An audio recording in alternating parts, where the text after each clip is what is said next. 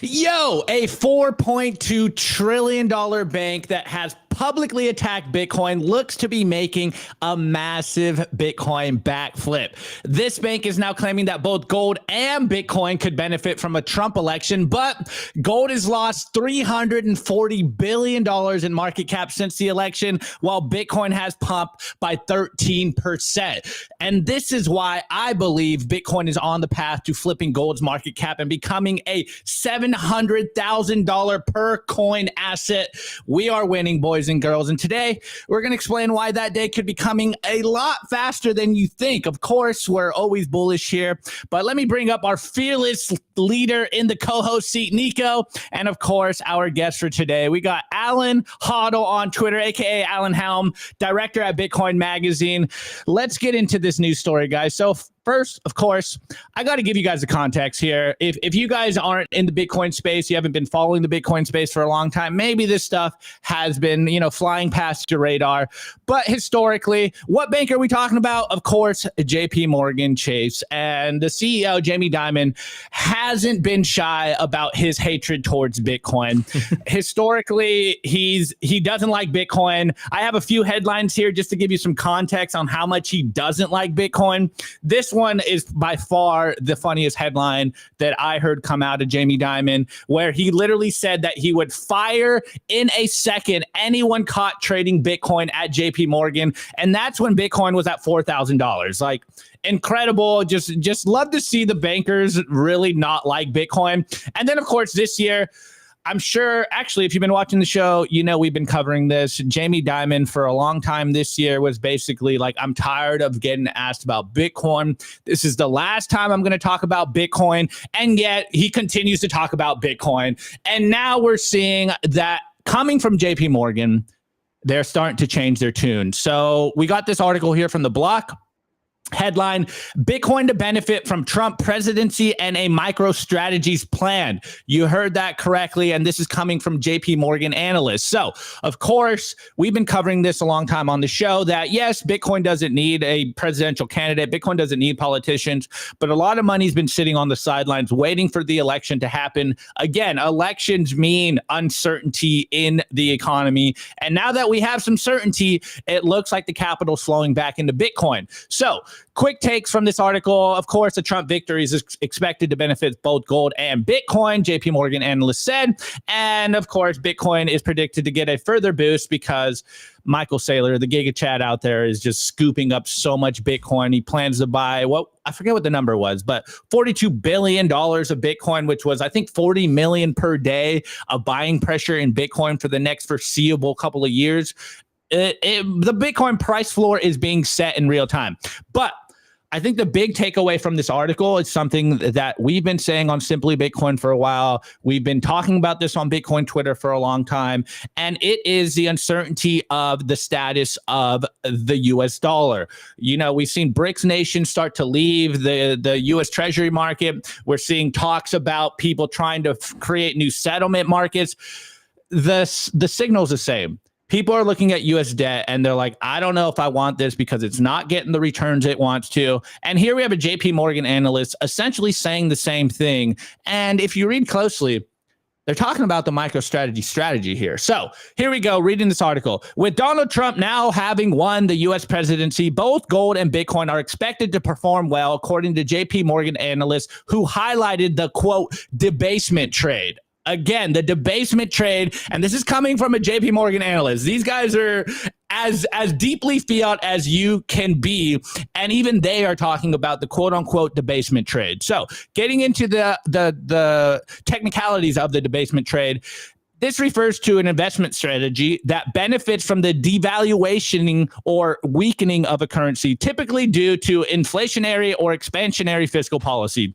In this trade, investors buy assets like gold and Bitcoin, which are seen as stores of value that can maintain their worth even as a currency's purchasing power decreases. The debasement trade is likely to be reinforced by tariffs and geopolitical tensions, as well as an expansionary fiscal policy, JP Morgan analysts said on Wednesday. Quote, we do not see the initial negative market reaction by gold as a rejection of the debasement trade under a Trump win. After all, Bitcoin, the other component of the debasement trade, rallied after the Trump win. Again, guys, we've been telling you this has been happening for a while. Now we're getting it from JP Morgan, literally the 5th largest bank in the world. And their analysts saying the same thing. The dollar is being debased. It will continue to be debased. And they're starting to get bullish and look towards alternatives to saving in U.S. treasuries and in the dollar. And here we go. Last quote here before we kind of talk about this. When asked if JP Morgan has a 2025 price target for Bitcoin, the JP Morgan analyst, I'm not going to try to pronounce your name, apologies, quote, we are positive on Bitcoin into 2025, but decline to provide a specific price target. You heard that correctly, boys and girls. Not only are they talking about essentially doing exactly what Michael Saylor is doing, this quote unquote debasement trade where you take out fiat loans, you take out debt, but instead of buying US treasuries, you buy Bitcoin. Yes, a lot of the gold bugs, and I would argue the dinosaurs in TradFi are still looking at gold as the asset that you need to get into. We argue that the best thing to be holding is Bitcoin. And if you can take out fiat loans out here, you're not taking fiat loans to buy gold. You're taking it to buy Bitcoin. And we're seeing that even at JP Morgan, which, again, historically has fought Bitcoin. They literally don't like to talk about Bitcoin. Now they're changing their tune and they're like, yeah, I think 2025 is going to be bullish for Bitcoin. I think I'm going to be taking out some loans and trying to buy some Bitcoin. So they've been actively fighting Bitcoin, but you can see that the trend is changing now. Yes, capital flowing into the markets. And yes, everyone has to have a Bitcoin strategy now. And if JP Morgan's telling you, on the one hand, I can hear Bitcoiners saying like, look, now we're taking, market signals from JP Morgan. Like, what's going on here? It's like, no, the writing is on the wall.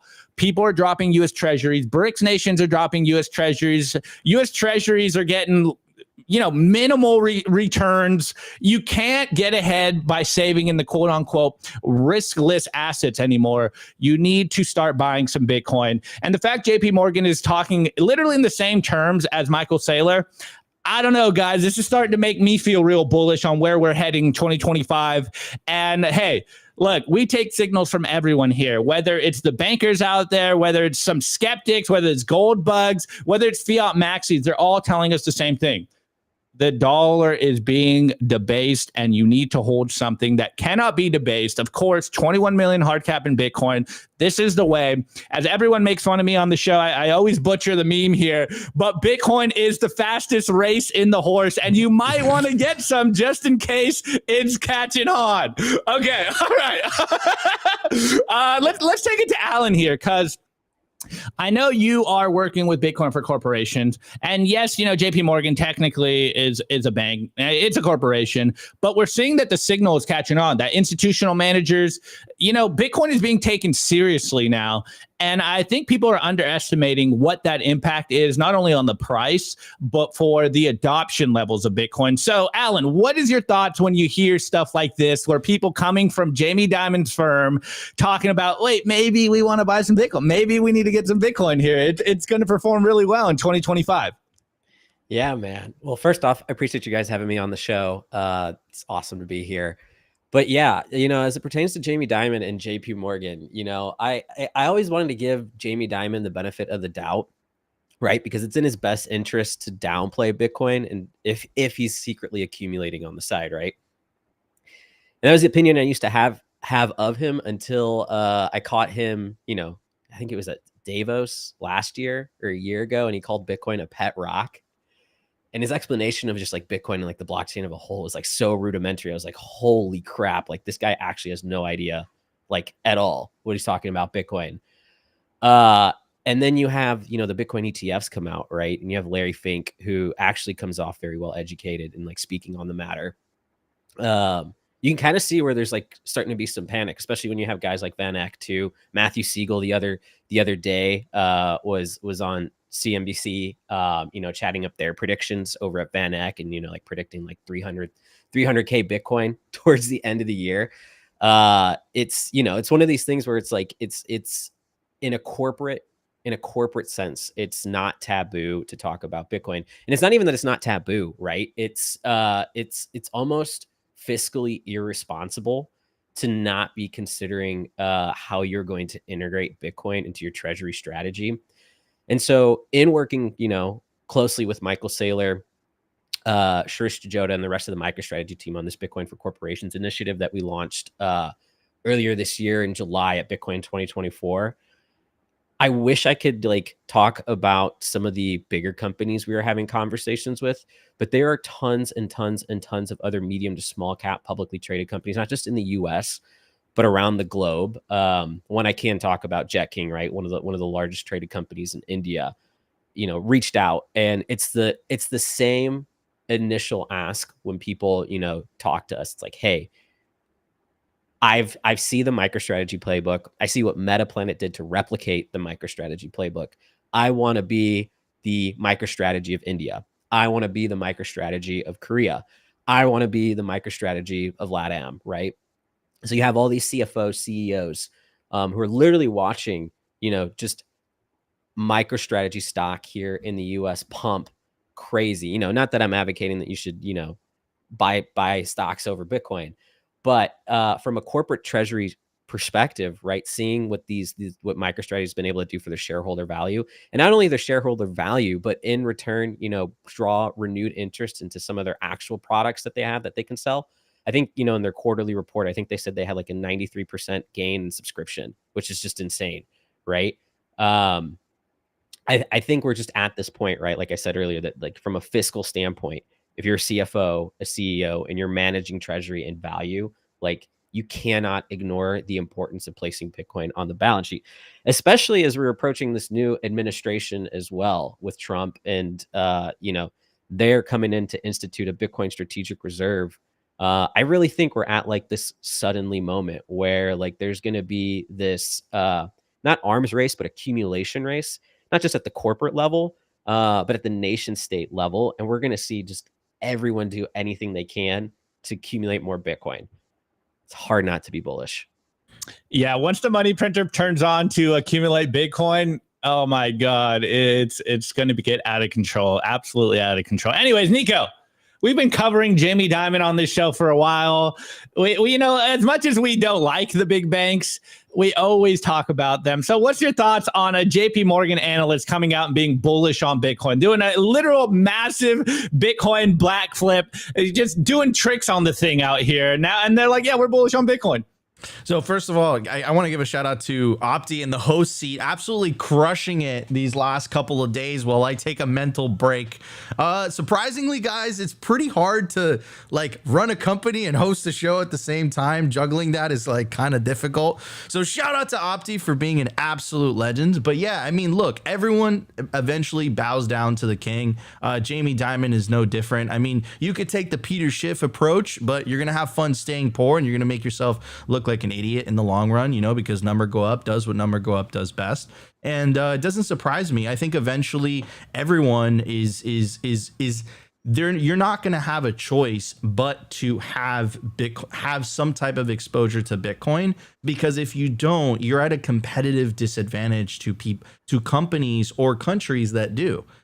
We saw this in a Microsoft kind of press release, where they're basically making the case, and I'm paraphrasing here, but they were like, look, MicroStrategy is a tech company. We're a tech company, but MicroStrategy stock has outperformed Microsoft stock by 300%.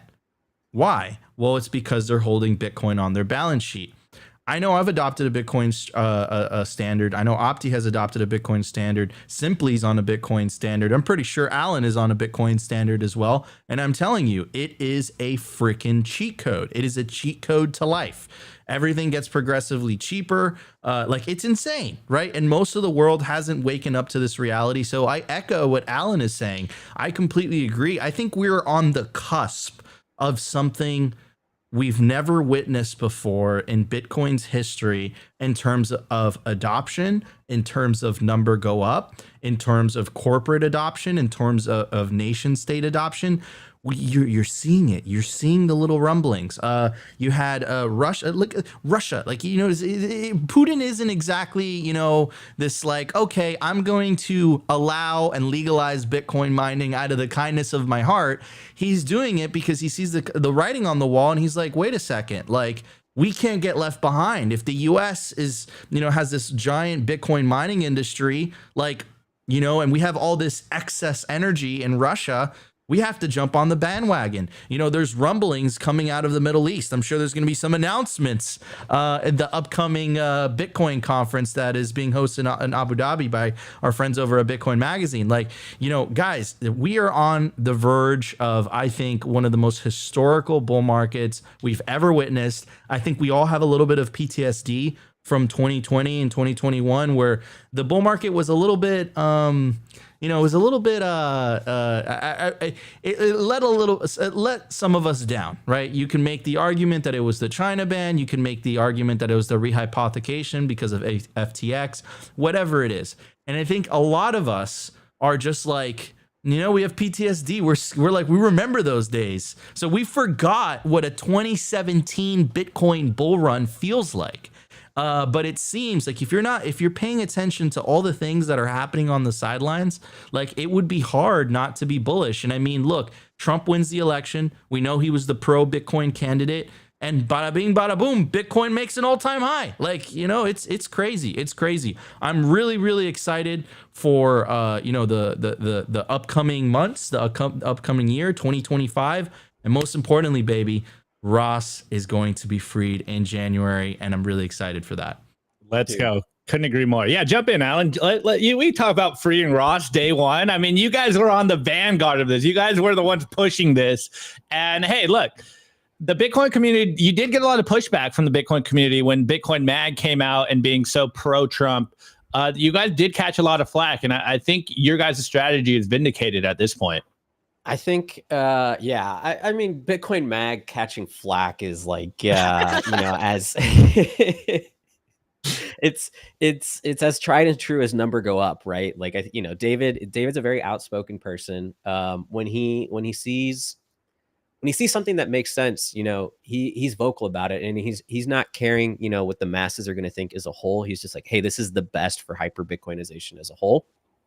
And so, yeah, I mean, you know, Bitcoin doesn't need politicians, but, you know, I think what David understands is that politician needs Bitcoin. And the United States as a whole in its current state, you know, having its position as the global leader in finance and democracy, right, is being challenged. And so, you know, this whole relationship started with Trump really back in, I want to say it was like May or April of this year. And the kind of lack of a better analogy, the coming out party was really the Mar-a-Lago roundtable that Amanda Fabiano and a lot of the miners came to. And it was there where they started formulating, I think it was the 10 points that Trump came out with on the campaign that he was going to do to support Bitcoin. And the number one and most important thing, right, was freeing Ross Ulbricht, right, who's been, you know, was made a political example of for trying to create, you know, a free and open marketplace that leveraged obviously Bitcoin. But it's been, you know, I think it's just crazy to get here. I mean, we've been championing the freedom and pardoning of Ross for a number of years now. I mean, you can go all the way back to our first event in San Francisco in 2017, right? And we had Ross's mother up there on stage vocalizing that, hey, it's not. First off, you know, Ross should not be in prison for like 3 life sentences when, you know, there are far other actual real criminals that, you know, have far less sentences and are able to walk and that sort of thing. And so to see, you know, Trump recognize, you know, the faults at his first administration of not pardoning Ross and making it a priority to pardoning him on day one, you know, I think is really bullish. And it'll be a telltale sign if, you know, as to whether or not the Trump administration is going to hold up their bargain on everything else that they promised for Bitcoin. Yeah, totally. 100% I agree with you. I think they are going to keep the bargain. Of course, you know, at the end of the day, we should be skeptical. But No, you guys did such an incredible job getting him at the Bitcoin conference. I remember like him kind of walking into it because it was shout out to Vivek, by the way, because Vivek was the one who implanted the idea in Trump's mind about the CBDCs. But it was so funny watching him go through this because he did it in speeches. Like it wasn't like, you know, like usually privately you kind of go in your head, okay, this Bitcoin thing, but he did it in speeches and he was like, yeah, and if I'm elected president, I'll be against CBDCs. And the crowd went, he's like, whoa, you guys really like that. If I'm elected president, I'll be against CBDCs. And then I remember tweeting, I was like, this is going to inevitably lead to him supporting Bitcoin. And then it was like a month later when he's like, you know, I'll protect the right to self-custody and like blah, blah, blah. And the crowd went wild and he was like, whoa, yeah, Bitcoin is good. You know, so it was funny seeing that whole experience. Anyways, guys, before we get into the news, I do want to give to Simply Bitcoin's lead sponsor. Remember, guys, Simply Bitcoin is made possible by our partners, and we are very, very picky who we choose to partner with. I want to tell you guys about Bitcoin Well. Bitcoin was the best place to build your automatic self-custody Bitcoin stack. Enable your independence with the fastest and safest way to buy Bitcoin in Canada and the USA. To get started, you put in your email address. Takes about 2 to 5 minutes to get verified, get started, and bada bing, bada boom, you have the ability to buy automatic self-custody Bitcoin. What does that mean? What makes Bitcoin Well different than all the other Bitcoin-only on-ramps? It's automatic self-custody, meaning the on-ramp is completely non-custodial. As soon as you buy Bitcoin and the funds clear, it goes straight to your self-custody Bitcoin wallet address, which perfectly aligns with the Simply Bitcoin ethos of the separation of money and state, because after all, self-custody is the revolution. Also, they just announced Bitcoin Well Infinite. Bitcoin Well Infinite is a Bitcoin OTC desk. It's a white glove Bitcoin experience tailored to transactions of $50,000 or more. I will personally help you get started. All you got to do is send me an email at nico@bitcoinwell.com. Been receiving a couple emails all this week, so very, very happy about that. And I'll walk you through the process, and these guys are amazing. So there's no like, you know, typically what you feel with Coinbase and a lot of these exchanges is you're buying off this, you know, platform, and it kind of removes the human element to it. The awesome part about Bitcoin Well Infinite is that you'll actually have a human being that you can talk to, that you can discuss about buying Bitcoin and taking it into self-custody. All right, everybody, let's get to the numbers. We have a lot to talk about today. Let's check it out. Here we go.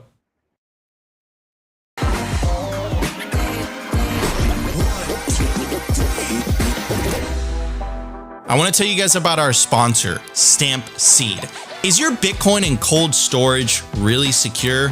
Are your seed words really secure? Stampseed's do-it-yourself kit has everything you'll need to hammer your seed words into commercial-grade titanium plates instead of writing them down on paper. Don't do that. Paper sucks. You want to literally stamp your seed into this plate of titanium.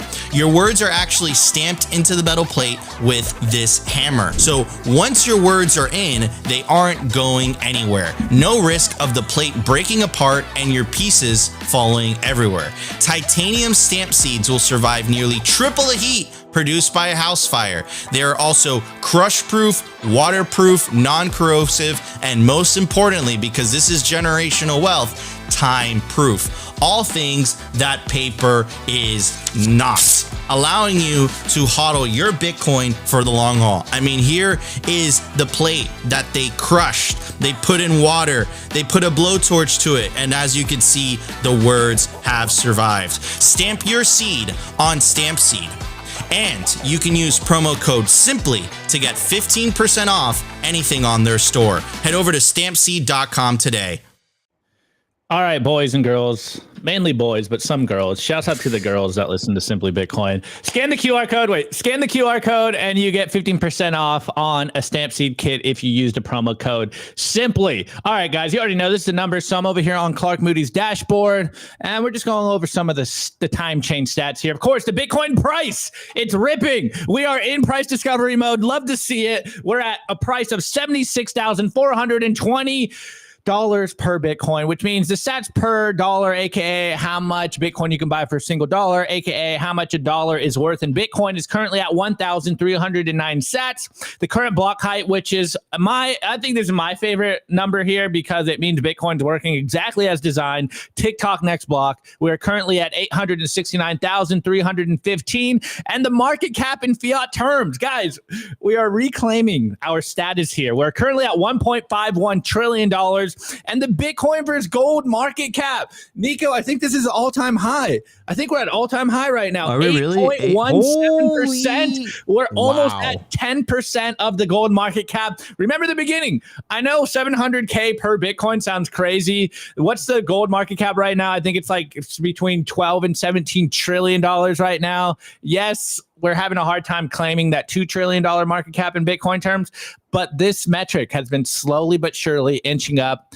And I think we're going to very comfortably claim that 10% of the gold market cap very, very soon. Love to see it. And the total percentage of Bitcoin that will ever be issued, I repeat, the total percentage of the Bitcoin that will ever be issued is currently at 94.18%, which means roughly, 19.7 million Bitcoin are currently circulating. You might want to get some just in case it catches on. All right, guys, I already see you guys kind of talking about this in the chat.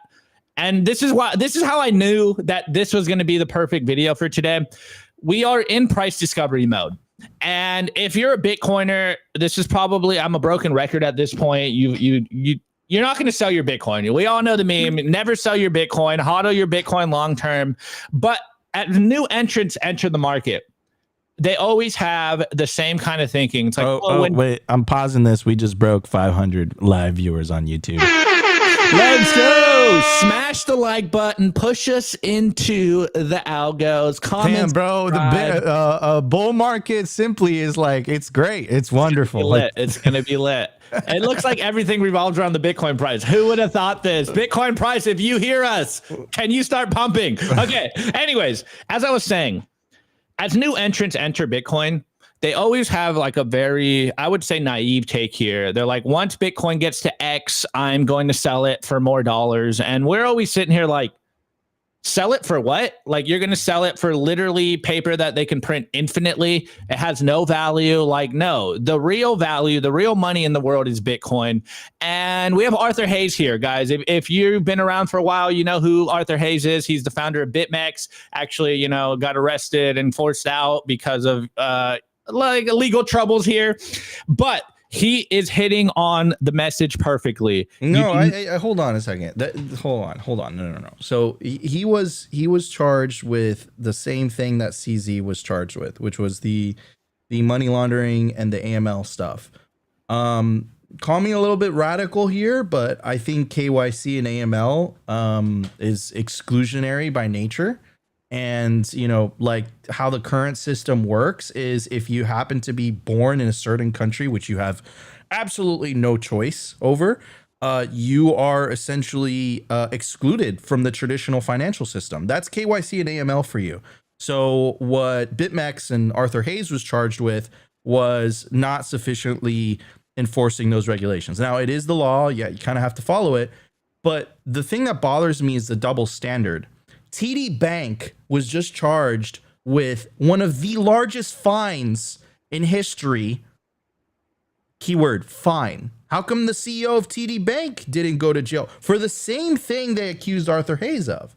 Right. So it's kind of like a double standard injustice. Right. So hopefully the incoming administration is going to be a lot more, a lot more friendly towards Bitcoin. But I just want to add that caveat because, again, look, if it was the same set of rules, if they locked the TD Bank executives in jail, I would say, okay, you know what? Fine. But the fact that there's a double standard between banks and our industry, that's not justice, man. That's a special form of justice. Love it, Nico. I think Alan wanted to jump in, Alan. I was gonna say, it's very similar to just Ross, not to go back to him right away, but it's like this so BitMEX in 2017 was like peak exchange, like the memes that were going on are just like the leverage that you could take out on there, right? And as such, like people would use VPNs and stuff.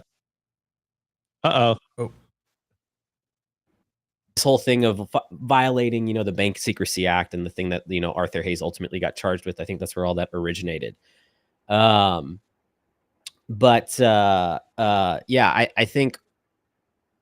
I think what was going on here, right, was this attempt to make Arthur Hayes, Ross, CZ, Sam Bankman-Fried, like all these people to be made an example of. And I think it originally started as a way to try and stamp out Bitcoin. And when they realized they couldn't stamp it out, they had to get personalities out of the way that were either manipulating or you know, taking advantage of Bitcoin in a way that wasn't you know, ideal for retail. And they had to get rid of them so that you know, they could pave the way for these Bitcoin ETFs and such to make it acceptable for retail to come in. And now that we have you know, a new now that we have like a pro Bitcoin cabinet in the space, right? Not only, you know, Trump making pro Bitcoin comments, but we have JD Vance, his VP, who owns at least, you know, $500,000 worth of Bitcoin. He says he has 6.15. Shout out, you know, class of 2020 in American HODL. And then on top of that, you have Vivek Ramaswamy, who's out there, you know, saying that he's going to make all of the employees at his company learn and understand about Bitcoin. They're going to institute a Bitcoin standard. We have Musk, who personally owns Bitcoin, and Tesla also has Bitcoin on the balance sheet, right? You know, we have RFK, who came out with a very similar strategic reserve Bitcoin policy at Bitcoin 2024, right? It's like, you know, the sky's only the limit here. I think it's crazy. It's crazy. Yeah, 100%. And guys, breaking. It looks like we just hit a new all-time high. So we're in price discovery mode, which is perfect for this clip here, guys. What are you looking at here? Yes, you know, Bitcoin increasing in purchasing power is great, but maybe you don't want to go back into dollars. So let's hear Arthur Hayes' take on this, and then we'll chat about it real quickly and move on to the news. So I think this is an intellectual thing I've started to think about is I don't want to sell Bitcoin for fiat. I want to sell Bitcoin for energy, right? Because at the end of the day, why is Bitcoin a good thing? It's because it's pure energy in monetary form. A dollar used to be worth that when it didn't have any other competition. Now there's competition. Gold is very heavy. I have some of it. Not as much Bitcoin, but again, same issue. So if Bitcoin gets to a silly value in energy terms, then I need to sell it and I need to own something, some sort of way to have access to primary energy. Is that, you know, ExxonMobil? Is that, you know, buying a power plant? I don't know. I haven't really thought about it that much, but it won't be that I sell Bitcoin for dollars. I'm going to sell Bitcoin for some primary energy source because that's what I'm trading in. That's what I'm trading. If Bitcoin's worth, you know, 500 barrels of oil today and 10,000 tomorrow, well, at some point, this is a little ridiculous. How much oil should a monetary instrument be worth? Maybe I should just own the actual energy itself because I've been able to get it at such a cheap price, relatively speaking. Love it. Okay, at this point, Nico, I do have to shout out Narwhal Tacos here because he's been on this beat for so long on Rumble. So let me go over here to Rumble right now because we got the daily update of Bitcoin and oil prices right now. So Narwhal Tacos on Rumble. Oil continues to depreciate on a Bitcoin standard. West Texas Intermediate crude settling down to 94,281 sats per barrel in the morning's trade. And this is what we talk about here, guys. Yes, seeing Bitcoin increase in purchasing power in fiat terms, it makes us feel good. You know, it's the relative unit of account. It's a relative measure in the world. That's what we interact with. We interact with dollars. That's how we know grocery prices are going up. That's how we know our cost of living, you know, is going down, et cetera, et cetera, et cetera. But realistically, once you change your mindset and you start to value your life in Bitcoin, you start to get to where Arthur Hayes is saying and what Narwhal Talk has been saying. It's like, you don't just price your life in Bitcoin, exchange rates to dollars. You start to price it in goods and services, and or like Arthur Hayes is saying, is energy. Bitcoin is backed by energy. It's proof of work. It connects us to reality. And so I like spreading this message a little more often on the show. It's like, it's not about Bitcoin exchange rate to dollars. It's about Bitcoin's price to energy. And once Bitcoin knocks off the petrodollar and we get the petrosat, that's when we'll see hyper Bitcoinization happen, and it's never going back. It's still not going back, but the powers that be, once they start pricing energy in Bitcoin, I think that's when we're going to see the fundamental shift in how people view the world globally right now. So crazy times right now. But Alan, I see you shaking your head, so I'm sure you have thoughts on pricing Bitcoin in energy. Dude, we were talking about this earlier before the show started, just in the chat, and like I was mentioning, like I was like, I don't even think Bitcoiners are ready for the whiplash that's about to occur come January on some of these policy changes that are going to be instituted. Like everyone's talking about like the Bitcoin Strategic Reserve, right? But another thing like Trump has talked about massively is the importance of increasing our energy output, right? Drill baby drill is what he says. And when you have guys like Brian Morgenstein, who has been, who helped serve in the previous Trump administration, he's back there now at Riot, and Trump, out here saying he wants Bitcoin made in America, and like all these sats, remaining sats to be, hopefully mined here. I think that future of having the Petrosat, I like that, by the way. I think it's closer than people think. I think, like I said, we're going to be in this accumulation phase. It's not just going to be buying Bitcoin, right? Either at a corporate or sovereign level, but like we're going to see places like in the UAE, right, where they've already stood up, mining centers. I think the one with I think it's 02 and Mar, I think they already account for like 1% of the total hash rate, which is only good for Bitcoin in the long run, right? Like the more people you have allocating miners and energy to the network, the more secure the network is. And from like a not just a financial standpoint, from like a self-sovereignty and like national protection standpoint, right?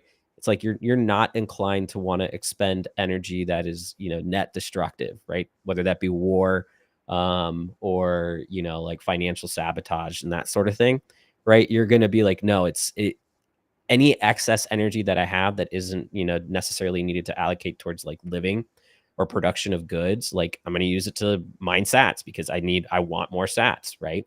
It's hard not to be bullish. It's so hard not to be bullish. Totally.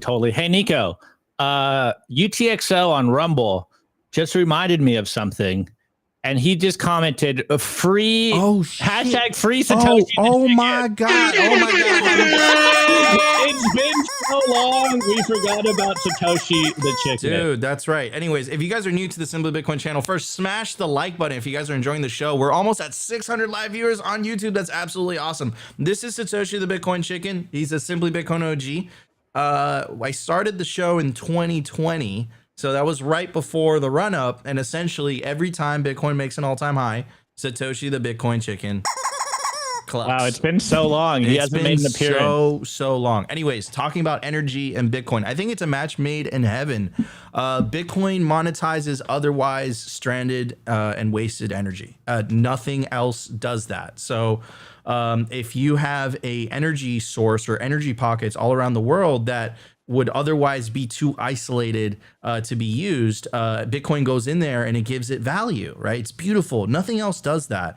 And it's going to fundamentally change the energy markets. It's going to bring tremendous amount of innovation to energy production as well. It actually makes renewable energies viable without the need of government subsidy. Who would have thought? And yeah, I think it kind of makes sense, right? Like obviously, pricing Bitcoin and oil in hindsight makes sense. But I do want to also give a shout out to Narwhal Tacos, because he has been bringing this up in our Rumble chat for the last couple of months, and I completely discredited it. I was like, I don't know what that means. I don't know what that means. What does that mean? But apparently he was right, and I was completely wrong. So shout out to you, Narwhal. And one thing that Alan brought up, I gotta weave it back in, is Trump's the weave, right? Trump's energy policy. Yeah, you know, he's super pro energy. He's saying drill, baby, drill. And one of the things, right, drill, baby, drill. And one of the things, it's so funny when he's talking about RFK, right? He's like, yeah, he can do whatever he wants when it comes to health, but when it comes to oil, no, you got to leave that alone. So I'm really, really bullish. I think oil prices are going to go down. Drive a Tesla these days, but oil prices are going to go down, and that's important. Let's boot him. That's important, dude. It is like you're never going to get another car. I remember once you go Tesla, you know you don't go back. Like Elon's a fucking goat. Anyways, so yes, I just ordered a Tesla, so no shame. There you go. There you go. So, but no, yes, and energy going down is good for Bitcoin. It's good for Bitcoin miners. It's good for the economy in general, right? Like, you know, one last bit, and again, it's past election season, so welcome to Simply Bitcoin, where we don't talk about politics. We were kind of forced to. Our hands were forced, especially when the samurai guys were jailed in the attack on self-custody. But I'll just say it like this, and I'll say it in a very inclusive manner. Why wouldn't you want cheaper energy prices? Why wouldn't you want that? Like everyone wants that. That makes life cheaper. You know, it makes traveling cheaper. Like it just makes everything better. Have you guys seen the chart on that goes by on Twitter? And it's like a line of like the most prosperous countries. Exactly. You can't have like an energy rich country. Or what? Yeah. I've seen the chart. You've seen it, right? So it's like you can't have a rich country without energy, and like to think otherwise is like a little bit defeatist in my unhuman. I don't know how else it's to describe literally it. Unhuman. It's I don't literally know anti-human. Energy is good. Use more energy. What's that? What do we have the tag still here? Unplug Denmark. Is it still in here? I don't think it's still in here. Do I have it? That was Greg Foss that originally said that. Oh wait, so sorry. funny. We updated. Unplug Norway. Okay. We need more energy. Make sure we use more energy. Anyways, we've lost the plot today. I guess we gotta weave it back in, bro. We gotta weave it back in. We gotta weave it back in. Anyways, Opti, is it time for the news? Yeah, let's get to the news. All right, let's hit the news. We'll be right back, everybody. Very special shout out to our sponsor, Compass Mining. They make Bitcoin mining accessible to everyone, from beginners to experienced investors. Their turnkey miners gets you online and hashing within 48 hours, making it easier than ever to start your mining journey. Plus, with their active marketplace, you can resell your miner at any time, adding flexibility and value to your investment. Visit their website to access a wealth of resources, learning everything you need to know about Bitcoin mining. Take your first step into the world of Bitcoin mining with confidence. Discover more at compassmining.io. Again, compassmining.io, and see how Compass Mining can power your success.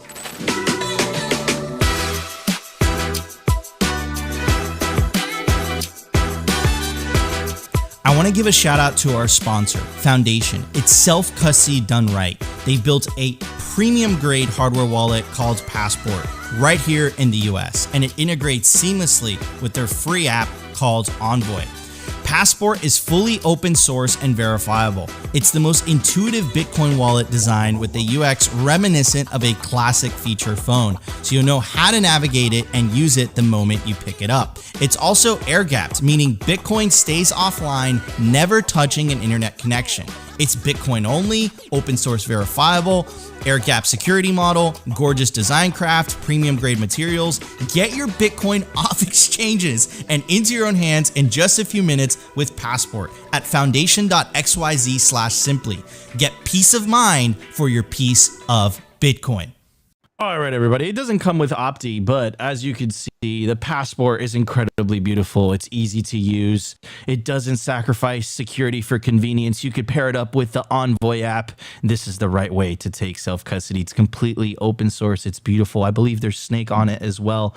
But Opti is on offer if the price is right. But this ad is for the price is right. That's a joke, YouTube. But yes, get yourself a Passport by Foundation Devices, and you can use promo code Simply to get a discount. Oh man, Nico, I already warned you guys this a while ago that once the price starts running, I'm probably going to start losing the plot on the show. Now I can already feel it happening. Weave it back in, bro. Weave it back in. I am.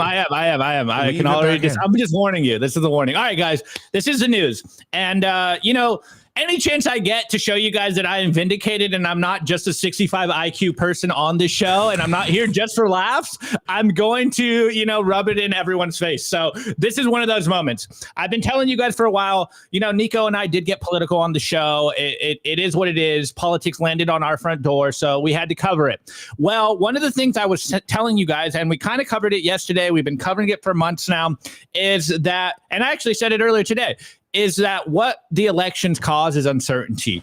And we saw that literally happen in real time. And yesterday, we've seen massive amounts of capital flow into all markets. So I'm starting off here with just markets in general.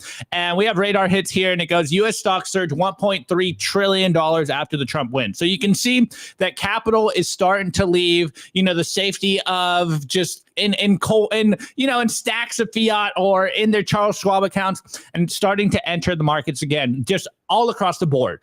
Now, what's very interesting is that we saw also an incredible amount, a record volume flow into the Bitcoin ETFs. And so I'm only going to read a little bit of this article. I am using Bloomberg, but I have it on archive because we're not paying for Bloomberg anymore. So here's the story. There's a headline over here on Bloomberg.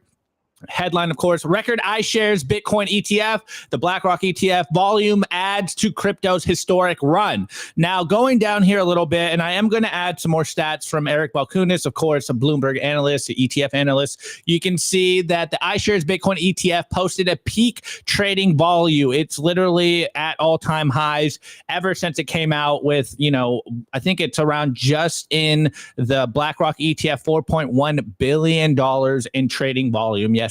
It's so capital is flowing. Yes, they did have some outflows, but there's been an incredible amount of inflows. You can see that the group of all the 12 U.S. Bitcoin ETFs overall achieved $622 million of daily net inflows, the highest since the product was launched in January. So you can see that capital that has been uncertain, they're not knowing where it's going to go, and maybe they're waiting for lower prices. It's starting to flow back into the market. And of course, the institutional capital is going into the ETFs. And you're just starting to see that capital is starting to be released. It's hitting the markets again. You just love to see it. You just love to see it. Okay, and this next one here is just a more update by Eric Balkunas. Actually, we'll start up here. So again, covering this biggest volume day ever with $4.1 billion traded in just the BlackRock ETF alone. I think overall for all the ETFs, it was around $6 billion traded yesterday in the Bitcoin ETF. But this is incredible context here from Eric Balkunas. And he goes, for context, $4.1 billion in just the BlackRock ETF is more volume than stocks like Berkshire, Netflix, or Visa saw in the very same day. It was up 10%, its second best day since launching. And of course, looking forward, the group of Bitcoin ETFs in total had 6 billion. Craziest day. The capital starting to flow back into the market. And you can see the Bitcoin price today is reacting to it. We're in all-time high price discovery mode right now. And I think everyone that's been watching the ETF markets, institutional markets, I think we're all getting the same sense that this is just the beginning of capital flowing into Bitcoin. It's taken them a long time to kind of reverse their course, to kind of backtrack. Of course, now we're seeing JP Morgan backtrack on Bitcoin and their takes on Bitcoin. We saw Larry Fink, Uncle Larry at the beginning of the year backtrack. So now maybe soon we'll see Berkshire Hathaway, backtrack on their Bitcoin. Again, I think Alan said it in the beginning. Before this year, before the ETFs were launched, and I think we'll see more of this trend, it was career suicide to embrace Bitcoin. And now it's their fiduciary responsibility to embrace Bitcoin, because it's the one thing that's winning out here. Now, kind of pivoting that talk a little bit before I pass it over to Nico and Alan, we saw another interesting number. Of course, we've been wondering when the bull run started, and I think we can very, very easily claim that this is here. It's been here. We've been going sideways for like 9 months now, and it's not just institutional capital. And so this is a heuristic that we've covered. And if you've been in the Bitcoin market for a long time, you notice that this is a trend when retail starts to come into Bitcoin. And as much as this is the company that we don't like to name, we're seeing that Coinbase app downloads are going up. So literally 3 days ago, it was at 450th in the place of all the financial apps or app ranking in the world. It was at 450. Today, it's at 114. Now, if you go into this, what is the previous bull cycles looking like? How is this working out? In March of, 2021, it hit a high of like 44. So you're starting to see that not only is it institutional capital flowing into Bitcoin, but it is also retail is starting to wake up. So guys, buckle up. Things are going to get crazy. Not only is institutional capital flowing into Bitcoin, but it looks like retail is starting to wake up as Bitcoin gets into price discovery mode. This is all good for you guys out there. This means keep stacking, keep taking Bitcoin into cold storage. Who knows how high the price is going to go in this blow off top that we're all expecting. I'm kind of expecting we might see a double tsunami, double wave stack up here. But things are starting to heat up. Things are getting very interesting. We're at 76K right now.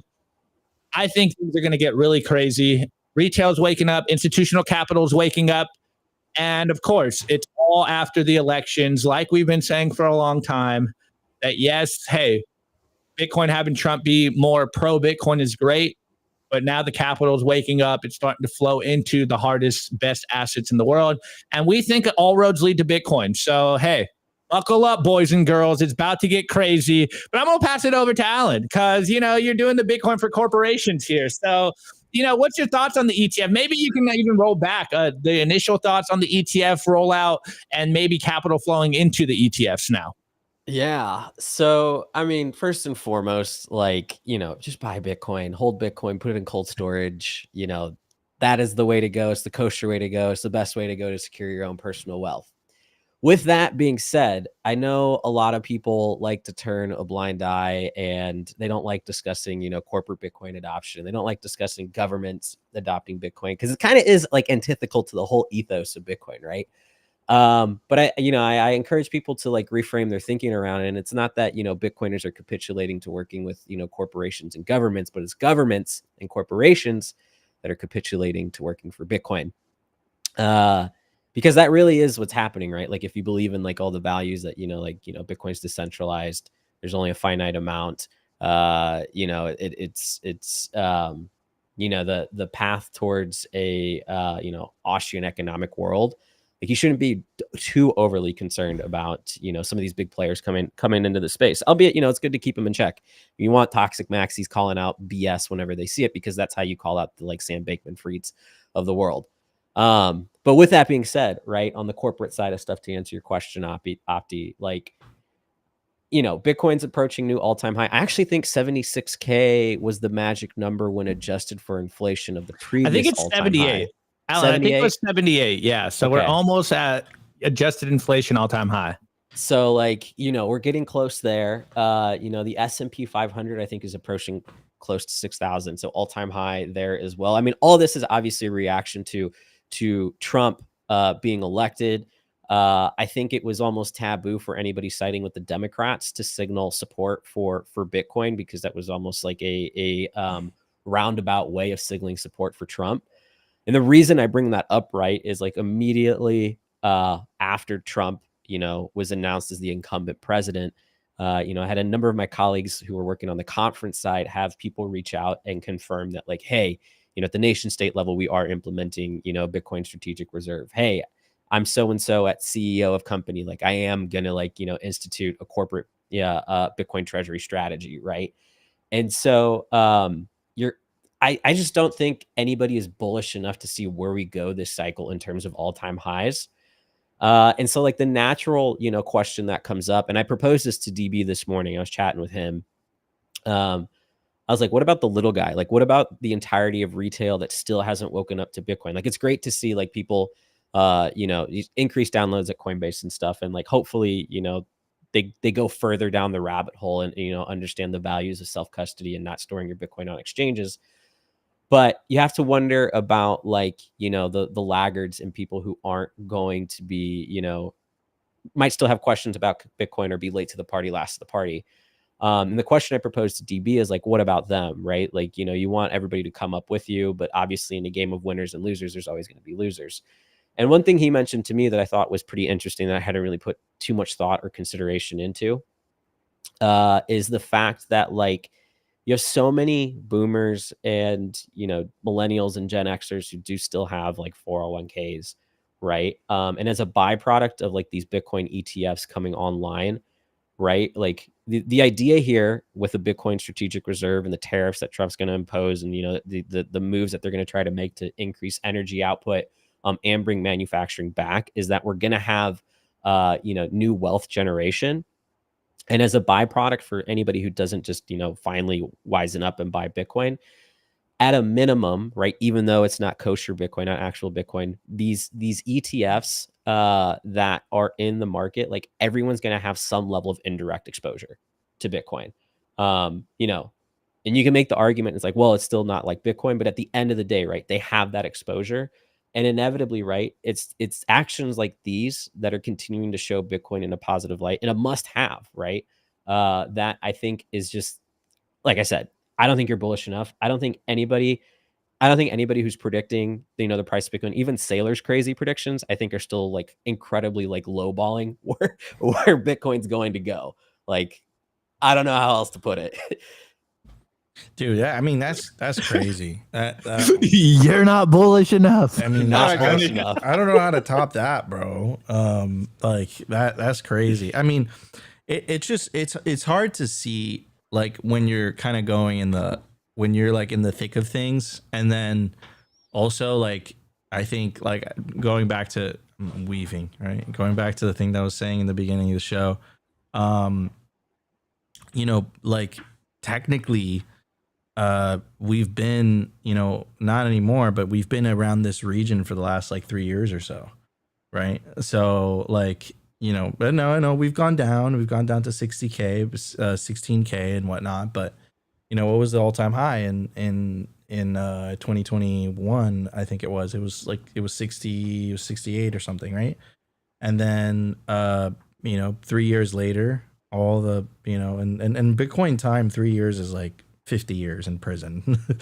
Like, dude, I have aged at least like 20 yeyears in the course of the last 3 years. It's been so stressful. Yeah, no, I'm basically a boomer now. And then working in this industry, like it's nuts. And it's awesome, right? But it's crazy. And like 3 years at this price point, right? So 3 years is a pretty long time. So like from a psychological perspective, it's very difficult. I mean, I've been tweeting like kind of like jokingly like the last couple of days, like when we hit the all-time high, I said like I feel nothing, just because there is like an emotional price that you pay for hodling. Hodling, in theory, is extremely easy because it's like you buy Bitcoin, earn Bitcoin, mine Bitcoin, you put that Bitcoin in cold storage. That's it. You're okay.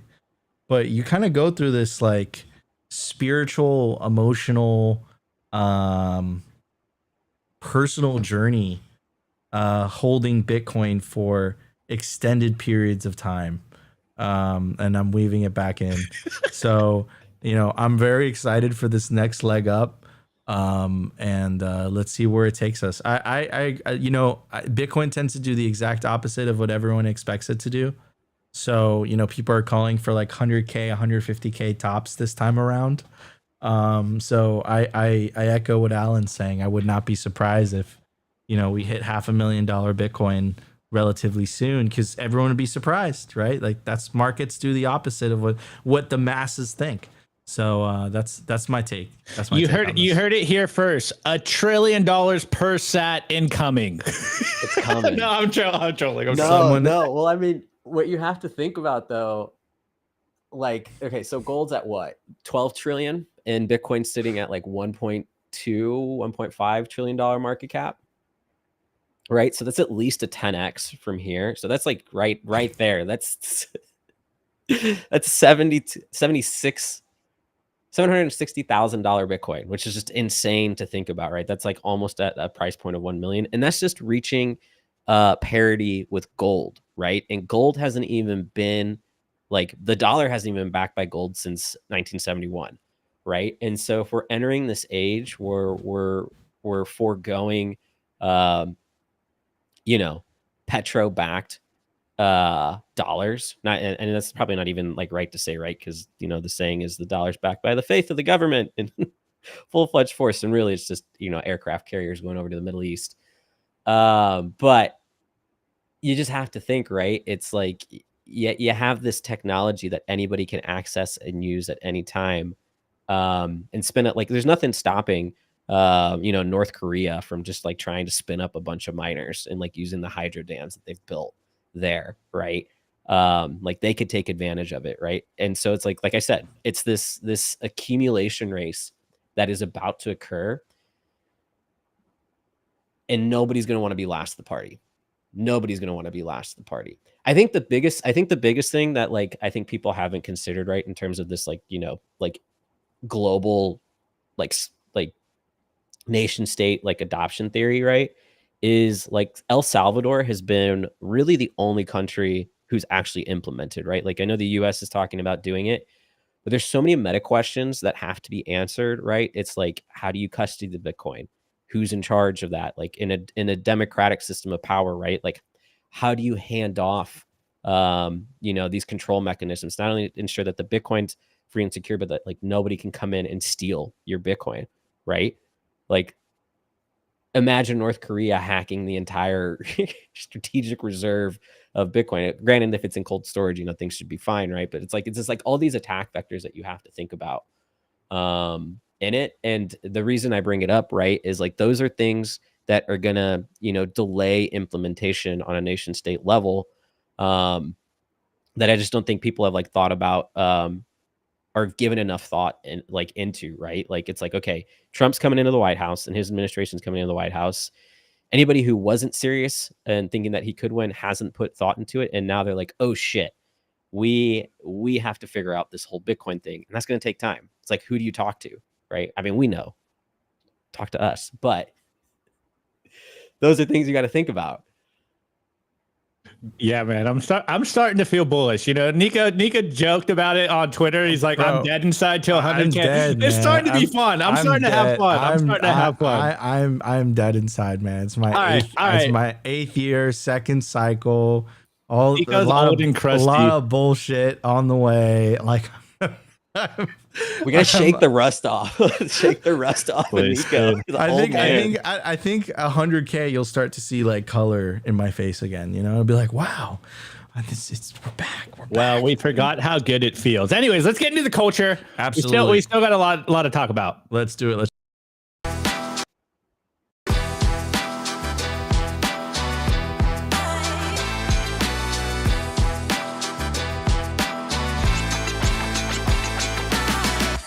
Double clicked it up. All right, guys. Bro. I want to tell you guys about our sponsor, the Orange Pill app. Stack friends who stack sats. Join the 12,233 Bitcoiners that are currently on the app. The Orange Pill app is the Bitcoin social layer. It's the perfect application if you're traveling, you're going to conferences, and you don't know anyone around you. You pull up the Orange Pill app, has a really clever geographical feature, and it will show you the Bitcoiners near you, and it gives you the capability to send them a message directly. Also, the #1 resource for Bitcoin only events. So again, if you're traveling to a conference, perhaps you stay there for a week and you don't know what to do on the non-conference days, you pull up the Orange Pill app and it will show you Bitcoiner events that are happening near you. So to get started, scan the QR code, check the link in the video description /podcast description, and download the Orange Pill app today. Anyways, I do want to open up the conversation. I want to take advantage of Alan coming on the show today. And I just got to say, man, I went to 2 Bitcoin Magazine conferences this year. And without a shadow of a doubt in my mind, you guys throw like the best conferences in the industry. And I've gone to like, I did the counting the other day. I went to 14 conferences this year. Wow. And it's very tiring. And sometimes Opti and I have to go and, do the production, and it's like, it's crazy. But the Bitcoin conference in Nashville was a historical event. It kind of reminded me of Bitcoin 2021 with the Nayib Bukele legal tender announcement, and Jack Mahler's having that like epic emotional speech on stage, and Max Kaiser and Saylor, that whole interview. And that was my first foray into conferences too. Shout out Nick Hoffman, put me on the main stage. That was great. Let's go.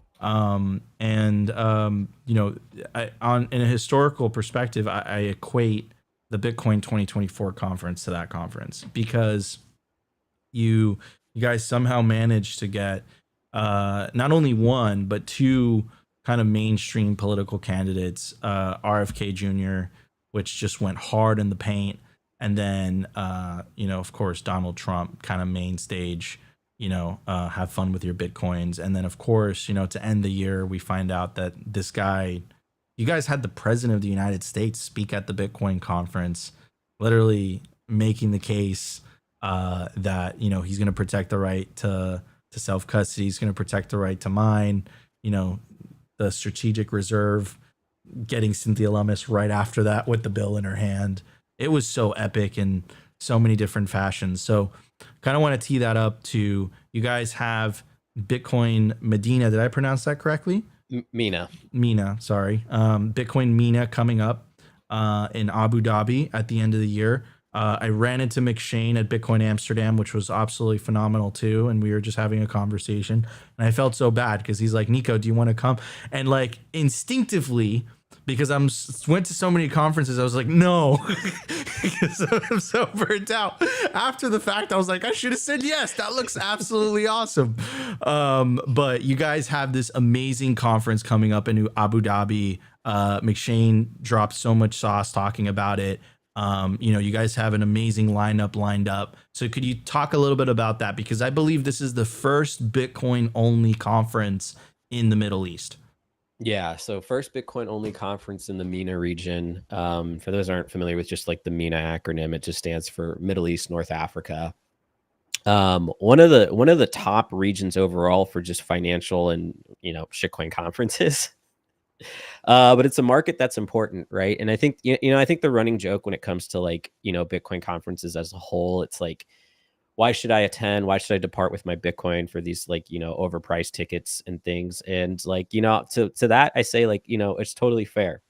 Like if you are convicted in Bitcoin and like, you like don't really care for like the community play, or want to see, like where culture is moving as a whole in terms of adoption, that's totally fine. Like nobody's like obligating for you to go, right? But I think where the value comes on our end that we try to give people, right, is Bitcoin at the end of the day is a community play, and there's tons of great meetups in cities like all across the world. And so starting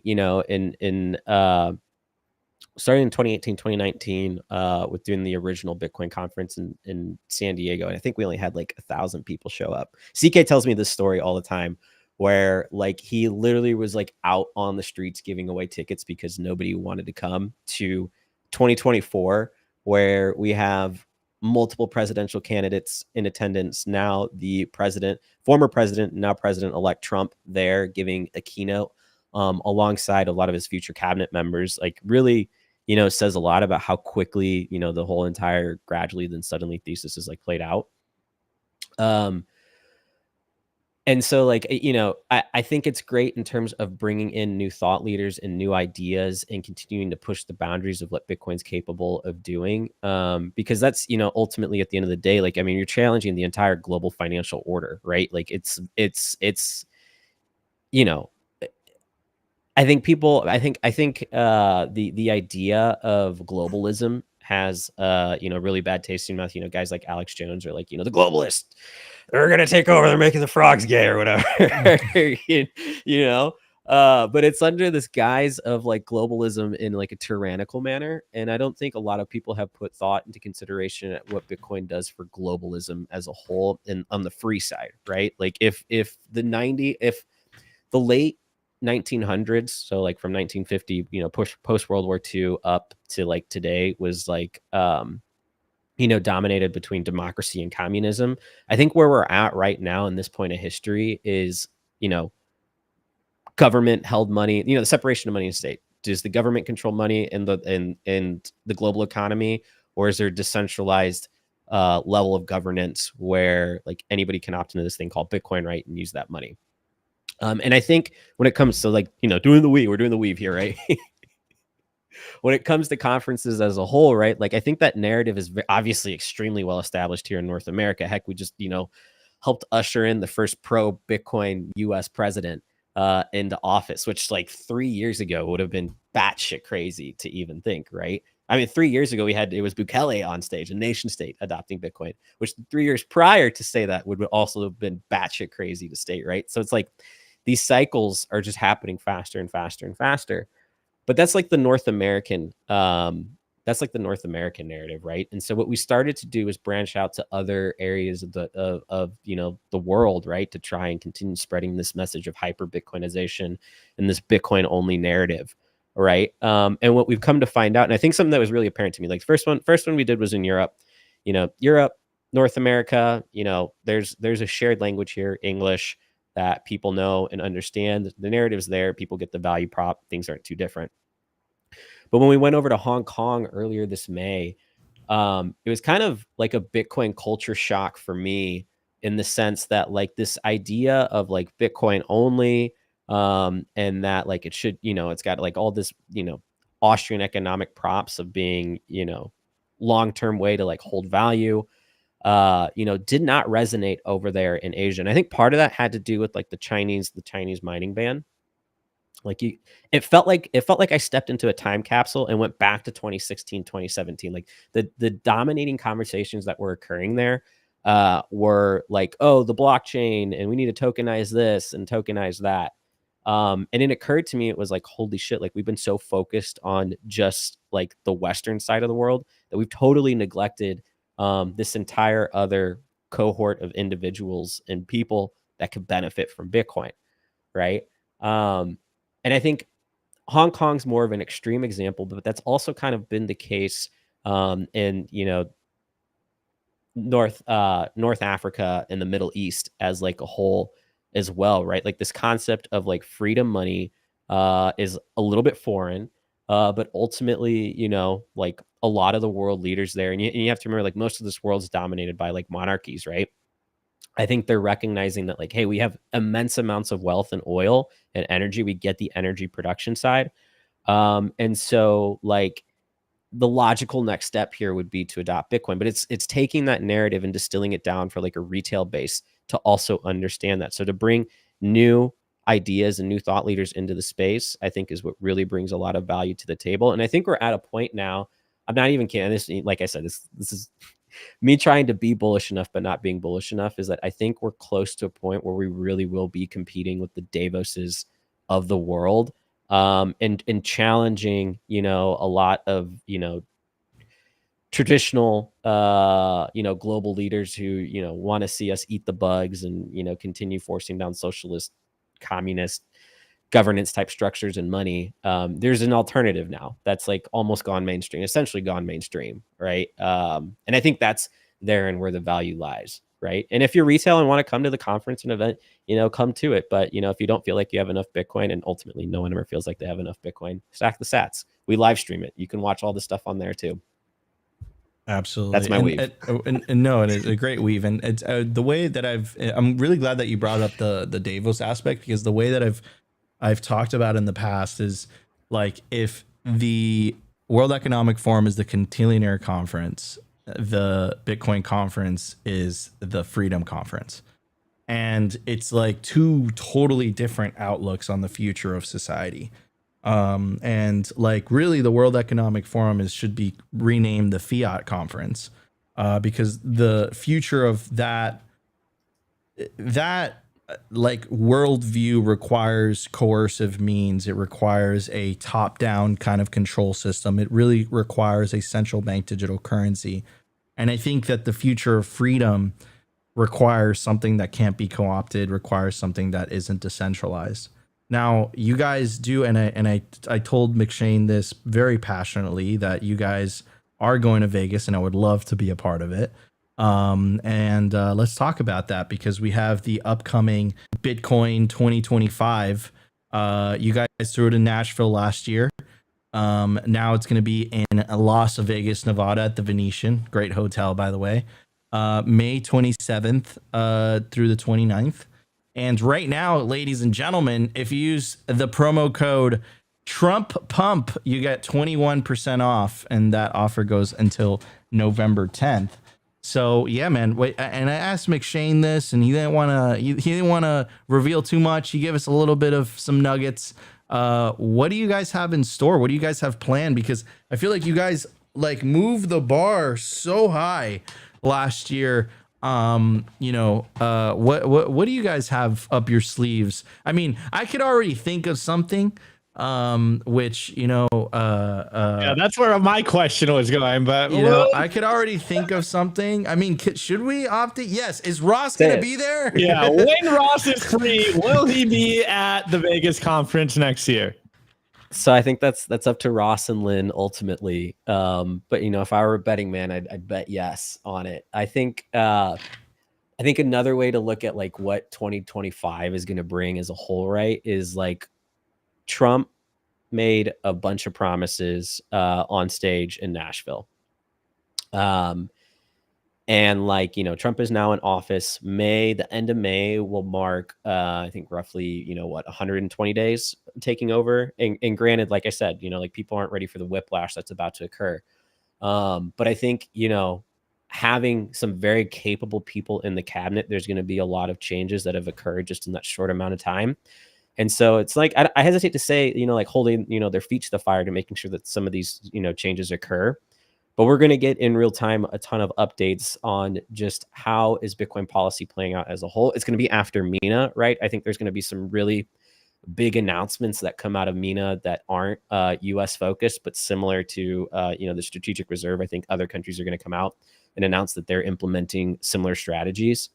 And so like, there's going to be a ton of updates on all those things at Bitcoin 2025. Nico, you mentioned that 2024 was kind of like a repeat of a 2021 moment in terms of scale and the things that were announced. And if we're tracking on that trend, right, 2021 had like 10,000 people. 2022 had 35,000 people.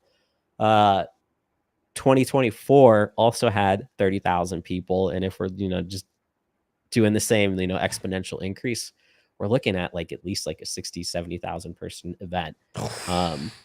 Especially with Bitcoin cruising. Bitcoin will be cruising at like all-time highs at that point, which is really, really crazy to think about. Gnarly. Absolutely. Bitcoin's going to be at 6 figures. Then. Absolutely gnarly. And it's going to be in Vegas too. Like, I mean, what, when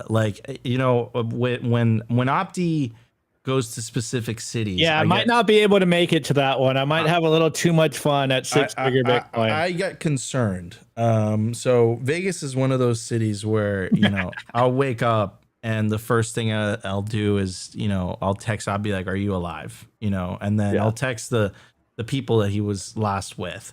But yeah, true story. and like my what I thought would happen actually happened. But that's a story for another day. But anyways, you guys also announced earlier this year, and I kind of want to talk about that. You guys announced Bitcoin for Corporations, a partnership with Michael Saylor, and the whole goal of it was to drive, corporate adoption of Bitcoin. And I know Bailey has been talking about this very passionately on X. I think you guys have done an incredible job in that regard as well. So could you talk a little bit about Bitcoin for Corporations, Alan? Yeah, for sure. So, Bitcoin for Corporations, originally arose out of a conversation that a couple of us had with Saylor at the same event. They hold MicroStrategy World, and one of the days that's out of there is called Bitcoin for Corporations. And it's geared towards, corporations that are looking to institute like a, corporate Bitcoin adoption. So you have a lot of C-suite CFOs types that are there. And the conversation that we had was essentially like, hey, like, how do we do a better job advocating for this strategy? And so, originally, there were some thoughts, our conference has industry day. It's a day focused on, people, who are working in the industry, B2B focused products and that sort of thing. All, super fun stuff, right? But we talked about, merging events, that sort of thing. And it was like, no, like Sailor kept being like, we need to do something bigger. David kept on being like, we need to do something bigger. And so ultimately, we decided to like spin up, I don't even know if like trade organization is like the right thing to call it, but essentially we're like in an advocacy group now. And we're taking, the best of what MicroStrategy has to offer, right? This like open source playbook, and their expertise, alongside, our very own Dylan LeClaire and, what he's done over at Metaplanet. And we're taking the learnings and essentially distilling that down into a masterclass certification program that C-suite individuals can come in and, learn the basics about Bitcoin, but understand all the regulatory implications and, some of the like, debt leveraging strategies they can use to accumulate more Bitcoin. And in tandem to that, right, it's like you can do this thing and have like all this knowledge and education and this nice little certification that says you're certified to talk about Bitcoin. But the real value add there, right, is like we're arming them with the knowledge. And with that, we are building what I like to say the Avengers or fantasy football dream team of Bitcoin companies that can go in and help, the Microsofts, the Dells, the NVIDIAs of the world execute that playbook, right, in a trusted manner, right? Like, I mean, there's so many things you have to consider in terms of custody, right? It's not like Michael Saylor holds the keys, to a cold card that holds all of MicroStrategy's Bitcoin. They have it spread out with different institutional custodians. And I think that's, the institutional custodian side has been one of the barriers to entry, right? When you see things like FTX, BlockFi, and Celsius, blowing up. And so, being able to show the proof of work is like, hey, these are like trusted companies that we have vetted. We know everybody who's worked there either through the Bitcoin conference, or, Michael Saylor working with them directly. It's like, hey, these are the companies we want to work with. And I think you put all that together, right? The corporate side, nation state sovereign side, and then most importantly, the people, the Bitcoiners, the Bitcoin maxis. Like I said, you're not bullish enough. You're going to see just Bitcoin just rip so fast past 100K, 600K, $1 million Bitcoin. I don't think anybody's ready. I don't think anybody's ready. And that's going to be the driving narrative this cycle. Like, you're going to see, we already saw it with Microsoft, right? Their CFO being like, holy shit, we got to do this MicroStrategy thing. It's just a matter of time before all the dominoes fall. The entire S&P 500 is going to be dominated by companies who hold Bitcoin on the treasury balance sheet. And that is bullish for Bitcoin. 100%. I mean, the way that CK said it was like, you ain't bullish enough, right? So yeah, 100% agree with you, Alan.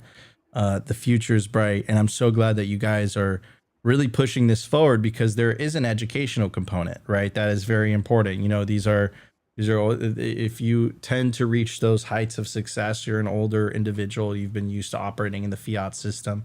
All of a sudden, this Bitcoin thing comes around, and you're like, what is that? Like, so it's incredibly important that you guys are doing that from an educational perspective, and of course the conference from an adoptional perspective. But also, like, as as a media guy myself, you guys have an incredible media production team as well. The production that you guys have done for Bitcoin 2024. And I just see the improvements every time, because I go to every single conference. So I see the production, and I've been part of producing some conferences myself, and I know how difficult it is. But just every single time, you guys are just leveling up, with the famous news desk that you guys have. And the one in Amsterdam was incredible. There was a light show, it was gnarly, Dude. all the different kind of camera angles. And then you guys do these like kind of special events that I was also very fortunate to be a part of, the halving live stream that you guys did, which is so much fun. It's so cool. And then the recent one, the election night coverage, which was awesome. So want to talk a little bit about that if you can. Yeah. So I think, I think a lot of people don't realize internally that, like, there's two teams here. There's the Bitcoin Magazine team and then the Bitcoin Conference team. I think the strategy we've kind of run into is like the company is really dominated by like this 4-event cycle. Like that's like the Super Bowl that everybody targets. But I think one of the things that, Bitcoin Magazine has figured out in the last year is how do we carry on live streams to other facets of culture, right? So like Nico, you mentioned, we did the halving live stream in May. We just did the election live stream 2 nights ago out of Vegas. I think a perfect world would be, getting into a cycle and in a groove. And obviously we want it to be value additive, right? At the end of the day. But having, 4 events in a year and then, 8 live streams to supplement that. So the, one thing a month, I think is kind of like the end goal. But it takes, dude, it takes like it takes a ton of passionate people at the org to pull off these things, right? And finding the right partners and people that really, really care about Bitcoin. Like it's crazy. It's like the passion I see behind the people at Inc. Is like unrivaled at like any other company that I've ever worked at. I mean, people show up and it's like, it doesn't feel like work. It's just a bunch of Bitcoin psychos that are just trying to champion forward hyper Bitcoinization as a whole. As for like what's next on live streams, I'm all ears, honestly, for ideas. It's something that we've been trying to like ideate and come up on. I know Pete Rizzo mentioned potentially live streaming the upcoming WEF event, giving a counter take to everything that they're doing. That's hilarious. But like, yeah, things like that, just trying to like continue to show up case, the counterculture, the Bitcoin culture. Those are things I'm like super excited about. Awesome. Yeah. And I can't emphasize enough, guys, like the Opti and, we put a lot of love into this, but it's a little bit gunzo compared to the operation that you guys have. Guys, it's like a full on set, with production crew, multiple cameras, professionally done sets. It's really, really impressive to just kind of see how much, how much resources and effort you guys put into it. And I think, it reflects in the work that comes out of it. So anyways, dude, it's been an honor to have you on Simply Bitcoin. Love to have you back on again. I don't know why you haven't come on sooner. Dude, just been in the dungeon, stacking sats, pushing hyper Bitcoinization. But no, I appreciate the invite on. It's been a ton of fun. Do you have any last words for the roughly 1,500, 1,600 people watching live right now? Stay humble, stack sats. You're not bullish enough. And subscribe to Simply Bitcoin. Appreciate it, man. Nico and Opti are like, the goats. Love having them come on the desk. Love having them come on our live stream events. Maybe one day we'll weave the two together. Maybe. A weave. We got to kill the weave meme on here. We way too many times. Anyways, everyone, ladies and gentlemen, this was your Simply Bitcoin Live for November 7, 2024. I'm your co-host today, my legendary, my brother from another mother, and the host today is Optimus Fields, and of course our guest Alan Helm. Go give him a follow on X. It's officially X now. I've made the conversion in my head. If you guys enjoyed the show, you know what to do. Smash the like button, consider subscribing. Guys, go check out Bitcoin Magazine. They have amazing content. They throw the best conferences, and Bitcoin for corporations are really, really moving the needle in terms of global Bitcoin adoption. Of course, we love those guys over there. And Alan, thank you so much for coming on the show. All right, everybody, we'll see you tomorrow. Opti again will be in the host seat. My brain needs a break, but I will be back in the host seat next week. But until then, guys, stay tuned. I think Dante is dropping an episode later today. Peace out, everybody. Cheers, y'all. Was brought to you by BitcoinWell.com, a Bitcoin-only platform on a mission to enable financial independence.